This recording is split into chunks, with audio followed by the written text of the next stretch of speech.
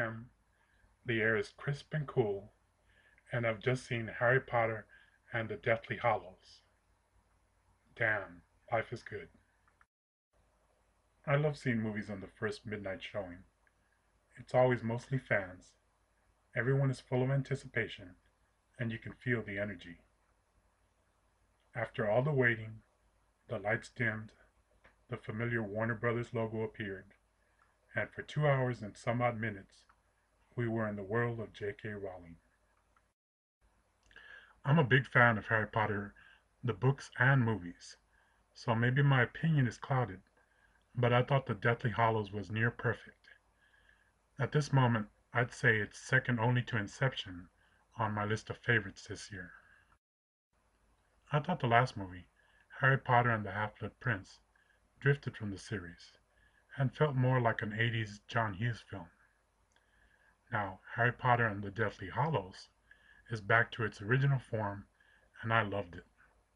It's a much darker film too, a more dangerous world where the familiar characters are hurt, tortured, and can even die. Alright, you should know the basic story after 6 previous films, but here's the plot in a nutshell. Voldemort, or He Who Must Not Be Named, is an evil wizard bent on ruling the world. But there is one thing in his way: Harry Potter. According to prophecy, neither can live while the other survives. So basically, the Deathly Hallows Parts 1 and 2 are about a race to see if Harry can kill Voldemort before Voldemort kills Harry. Of course, it's a bit more complicated than that, but I like the way the film handles the details. No unnecessary exposition. It goes right into the meat of the story. However, I can see where this also could be considered the movie's major flaw. It may be too compact and fast for the casual fan. Adding 10 or so minutes to explain some of the more obscure details could have helped. Right off the bat, I can think of 2 questions the film raises but doesn't answer. First, Harry's girlfriend, Ginny, is seen but then disappears for the rest of the film. I know from reading the books that she agreed to stay behind because Harry couldn't bear to put her in danger.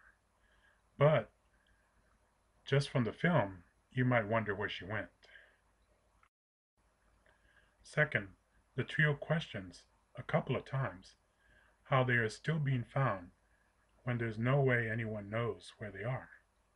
But the film never answers it. Again, from the books, I know that a magical trace is placed on anyone speaking aloud the name Voldemort, and the movie even shows Harry switching to saying "He Who Must Not Be Named," but it isn't ever explained.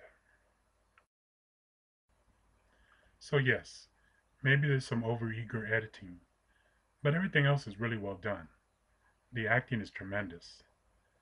I guess you'd expect that, since many of them have been playing the same characters for close to 10 years, but it's still great acting.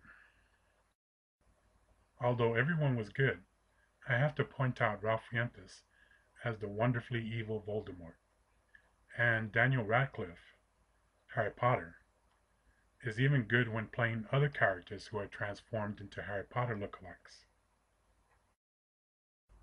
I also want to comment on the outstanding casting and costumes. Just the look of everyone is dead on. They're all strange and eccentric looking, but they fit perfectly into this world.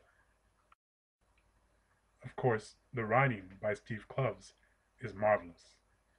Even when split into 2 films, it's still not possible to include everything from the book, and so the omissions and changes he made worked very well.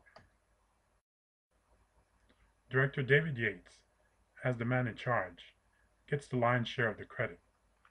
I really enjoyed the way he did the action scenes, and managed to transform the magical fairy tale wands into deadly weapons.